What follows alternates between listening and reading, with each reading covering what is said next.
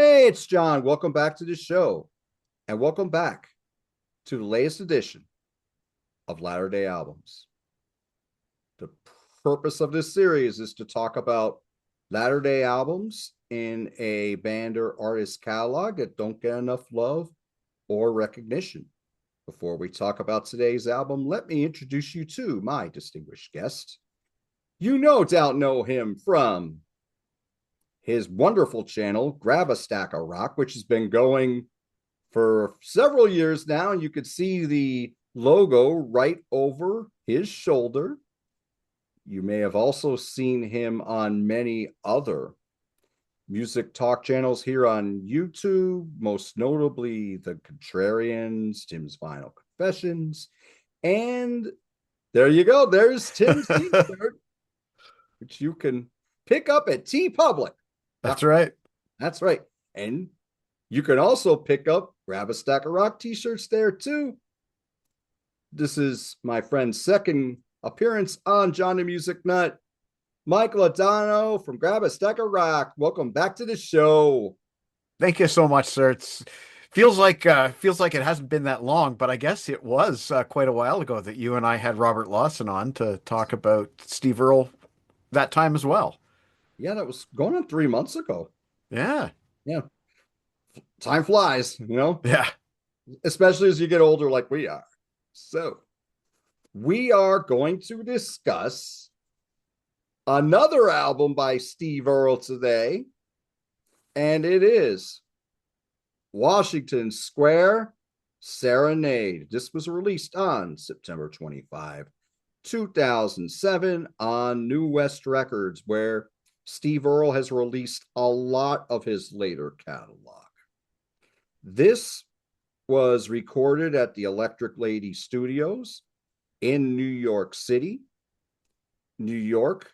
This hit number 79 in the United States on the Billboard Top 200 charts, and it hit number 39 in Canada. It also hit number 1 on the UK country charts and number 5 on the independent album charts in the UK, United Kingdom.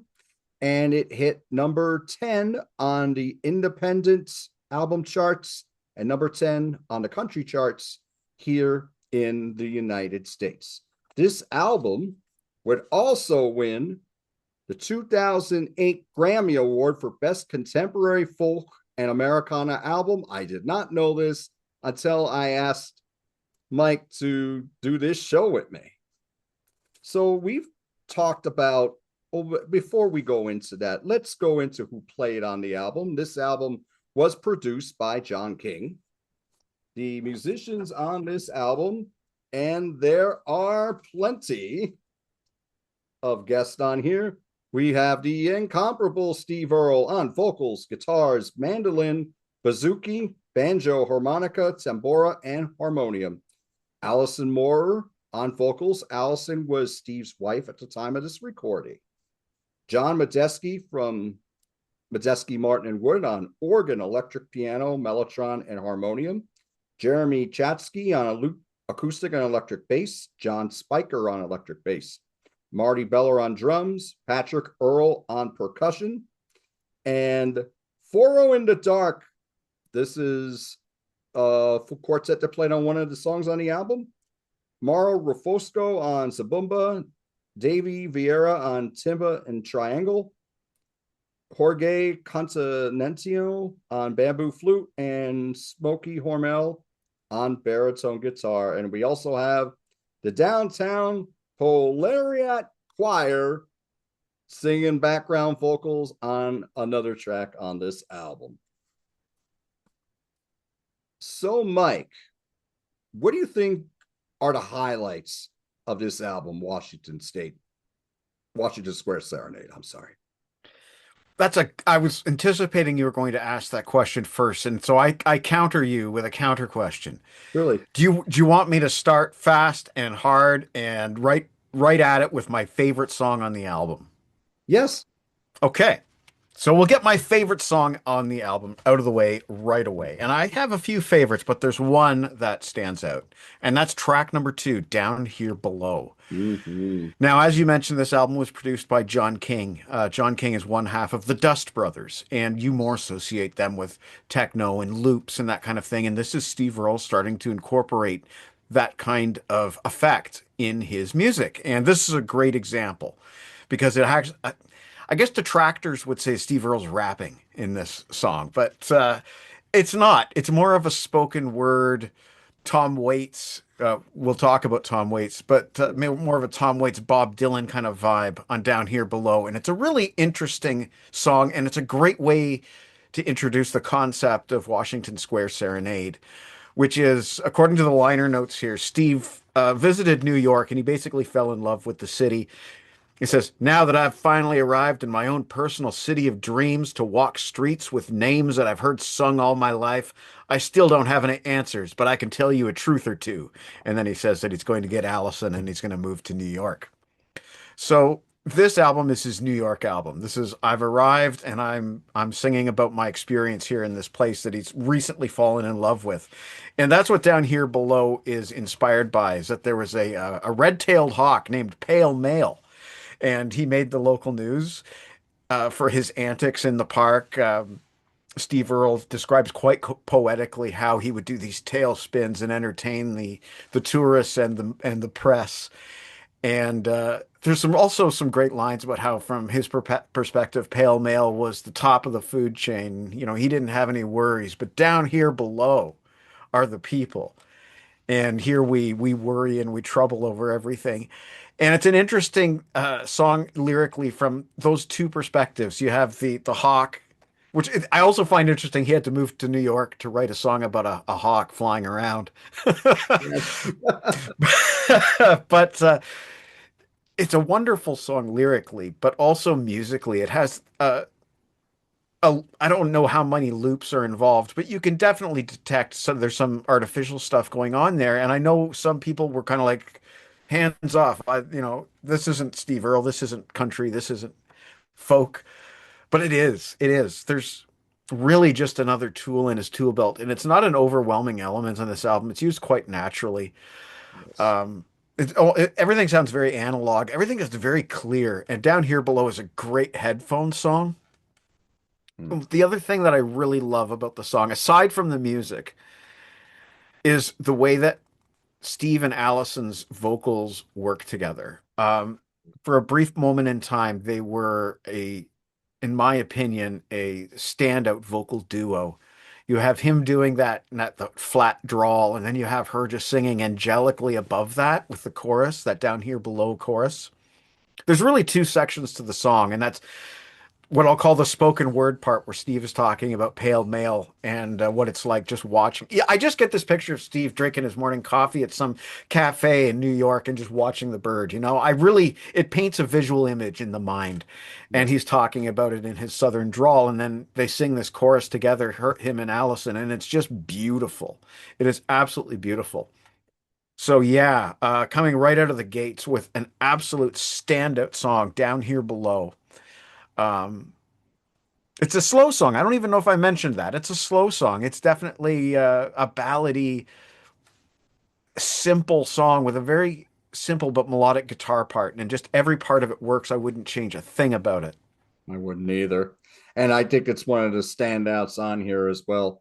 I like how you describe John King's recording on here.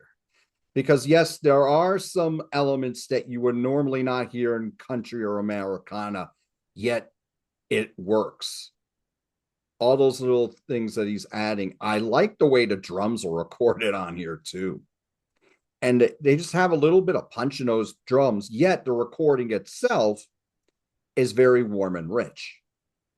So it all just works seamlessly. Even though he's adding different things in here, it plays like an album about New York, because we're talking about what he is seeing and he's experiencing in New York, which is very apparent on a song like City of Immigrants, which is about New York City. And it's about how diverse it is, the melting pot.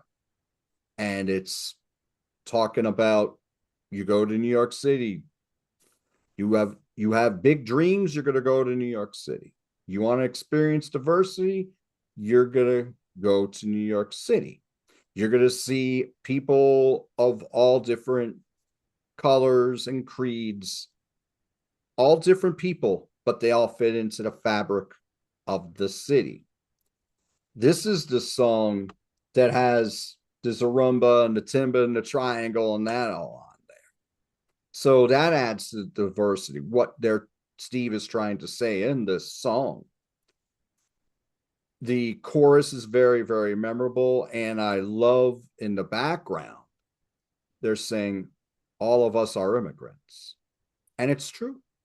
We are all immigrants. But you have all these different instruments going on, but it still has a very Appalachian feel to it musically. I think this is a standout on here. I think everything on it works like a charm. What's another one that you enjoy? Man, it's funny. I really center on the first two songs. Okay. Tennessee Blues is a beautiful song. You can hear the loops right off the bat. Like they opened Yes. up with this bright little song, and you can hear that there is a loop there. But it's based on this little guitar melody that he's picking, and it's basically about him leaving his home, Mhm. Tennessee Blues. Tennessee Blues. Yeah, that's right.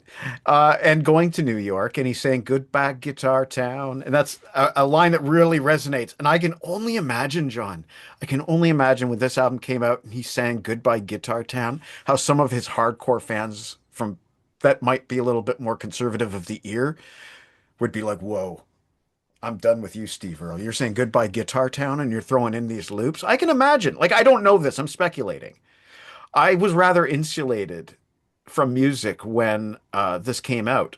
It was a period kind of before I was very involved with the social media, music social media that I am today, and I had been away from the record store now for quite a few years, so I wasn't really in touch with what was going on as far as the reception to the album went. I know some of my friends were like cautiously liking it. I didn't ever read a bad word about it.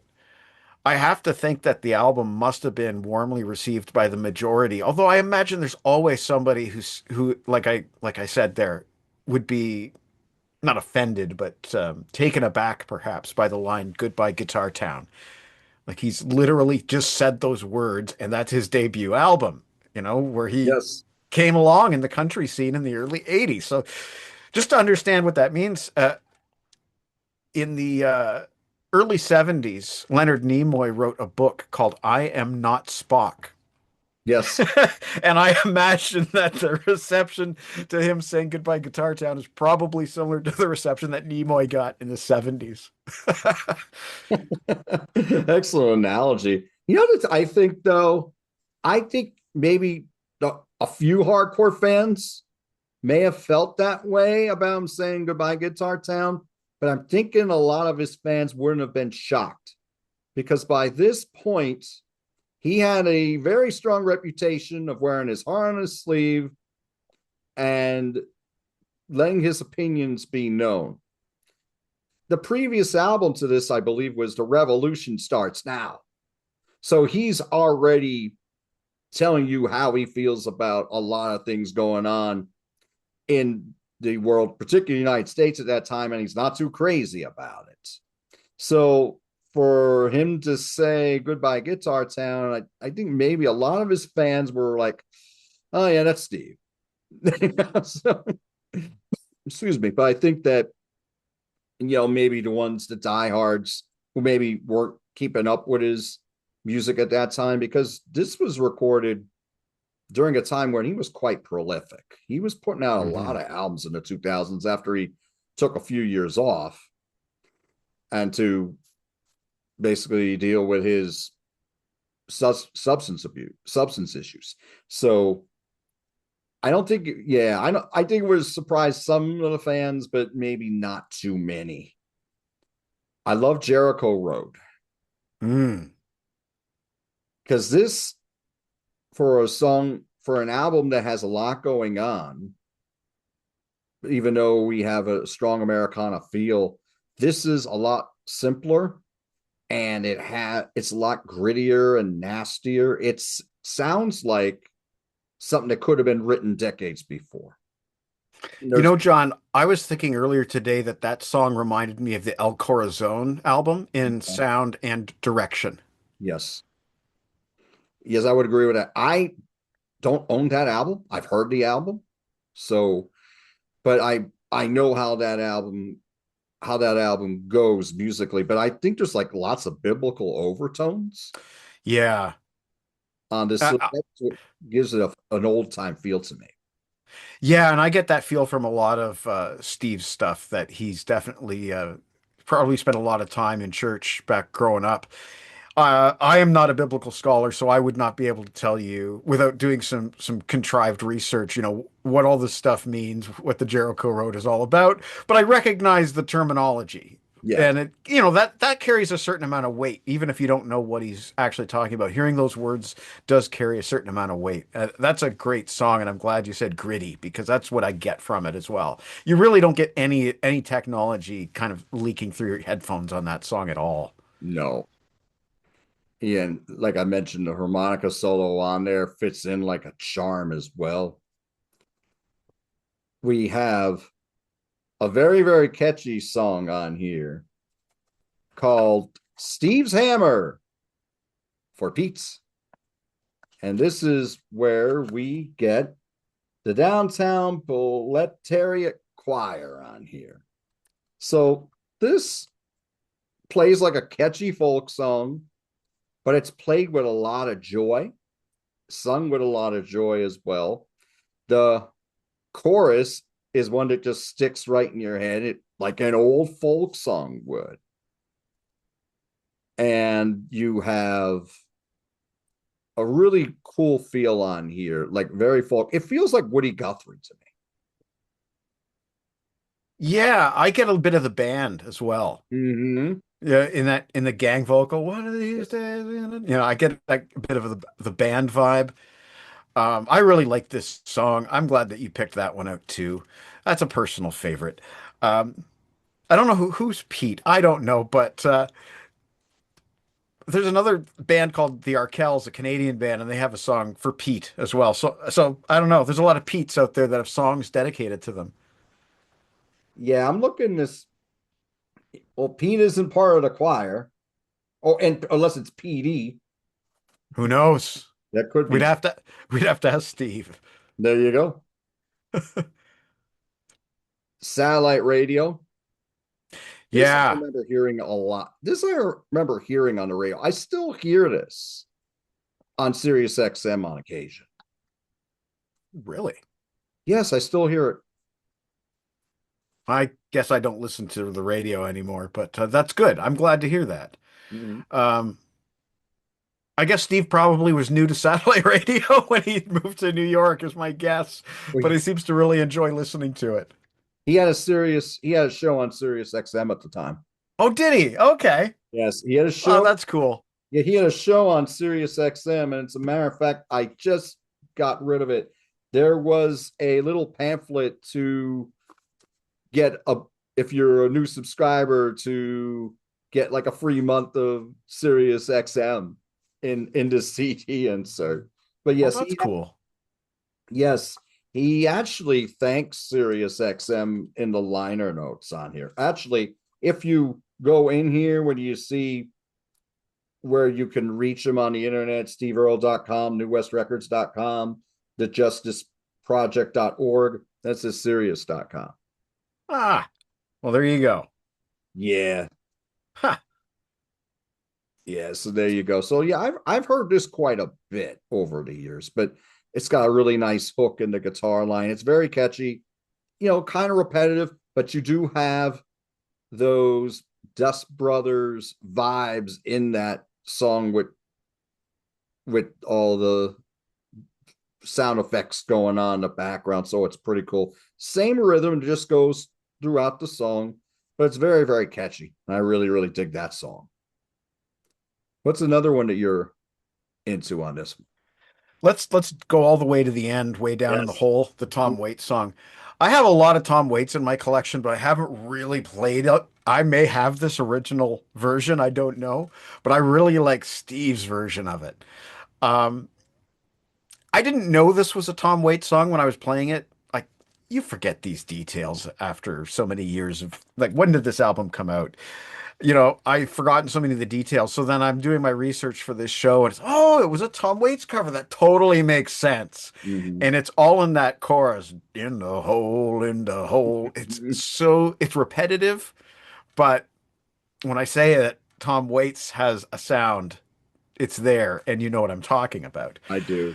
And of course, there's another song with a lot of biblical stuff. He's crying out to Jesus in this song, and I just really like it. It's something about that repetitiveness, and it works perfectly as a closer.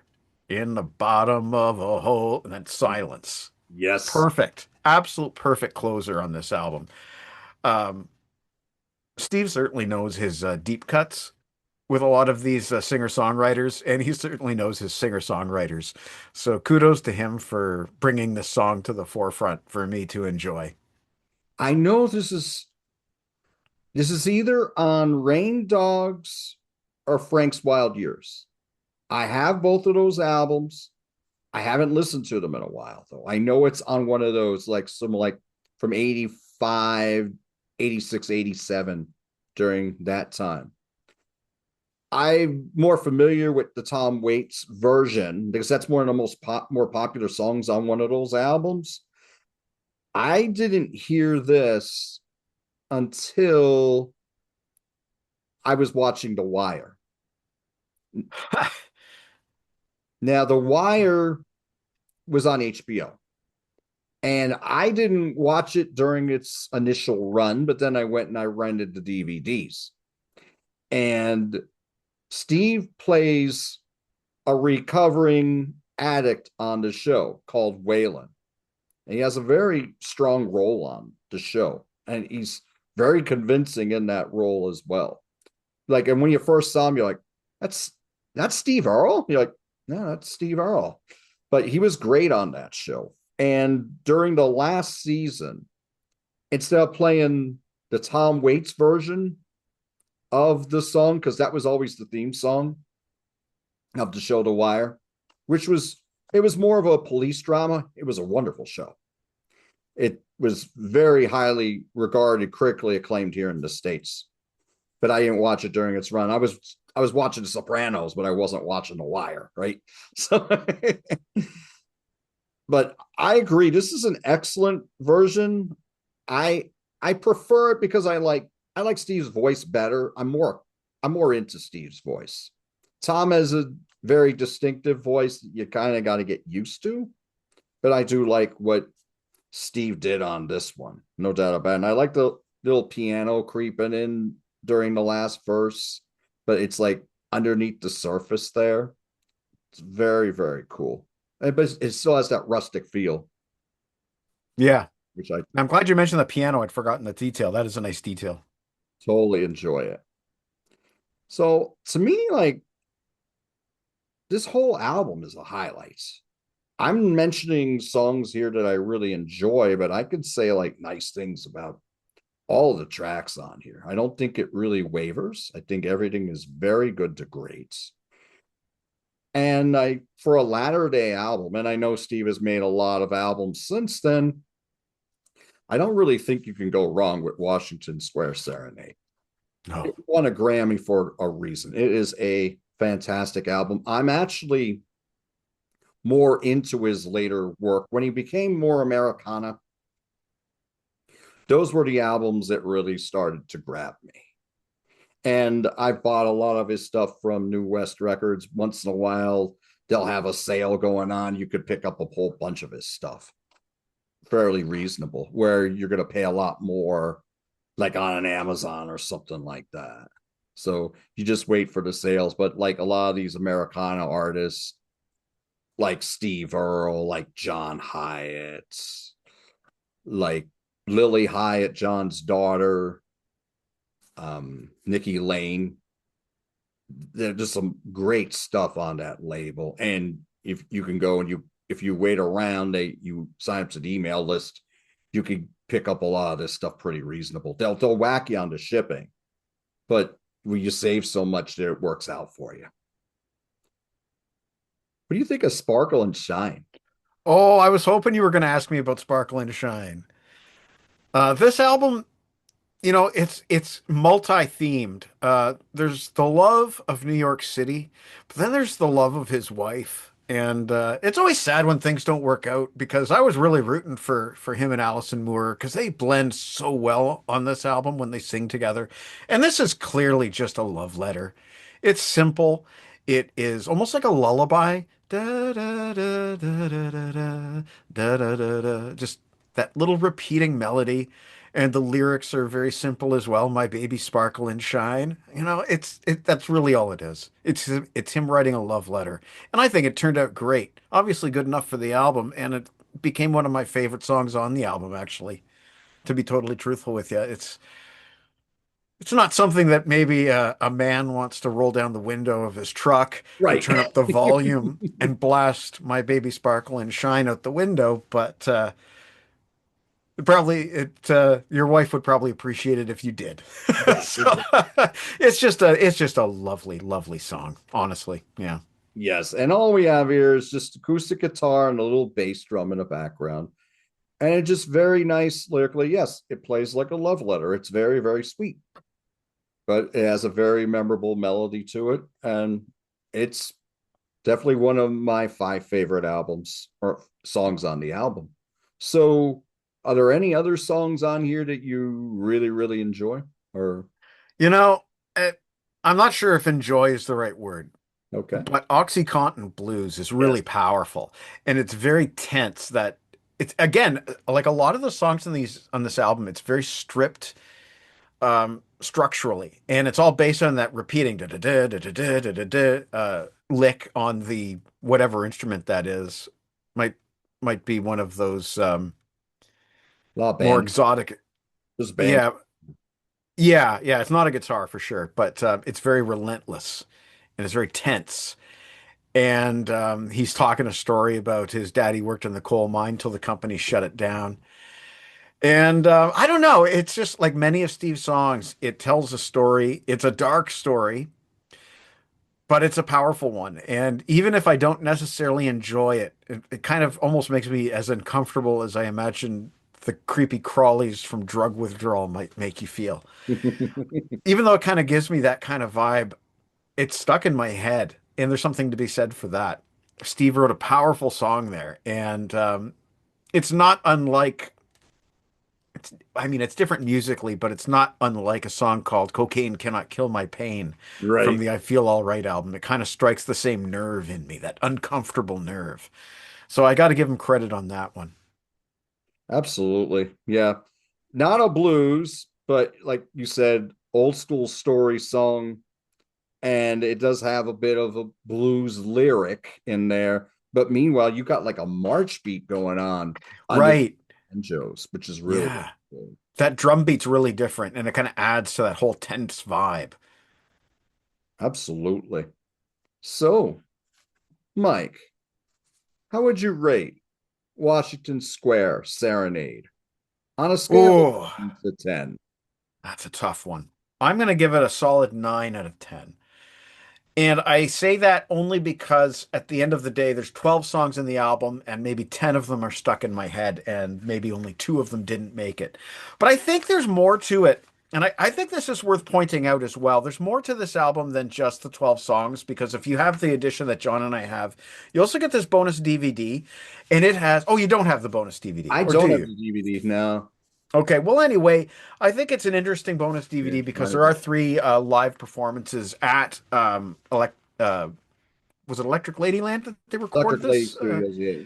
Yeah, so there's 3 songs performed live, just Steve and Allison there, and I think that's a worthy addition to the experience as well, and of course Q&A and that kind of thing. I think it's the music part of the DVD that you come back to. I don't watch the interview stuff very often, but the music performances definitely, and I think the added value there, I'm going to give it a 4.5 now out of 5. There you Or you go. said out of 10, a 9.5 out of 10 then.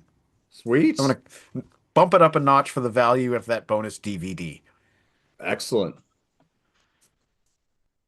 9. No doubt about it. For all the reasons that you stated, Mike, most of these songs just stick right in your head. Some of them need a couple need a few more listens, but everything on here is very good to great. I love the recording on it. I love the vibe, the lyrics. Where this is a different Steve Earle here because he's going to New York City and he's singing a lot about this new city where he now resides and he loves. But you have different kinds of songs on here, different kinds of moods. You got a love song. You got more than one love song on here. You got songs that are celebrating diversity. You got songs with a blues feel, but they're not actually blues. You got a great sing along, like plays like an old time folk song in Steve's Hammer. Everything on here is very good, and I love the version of Way Down the Hole.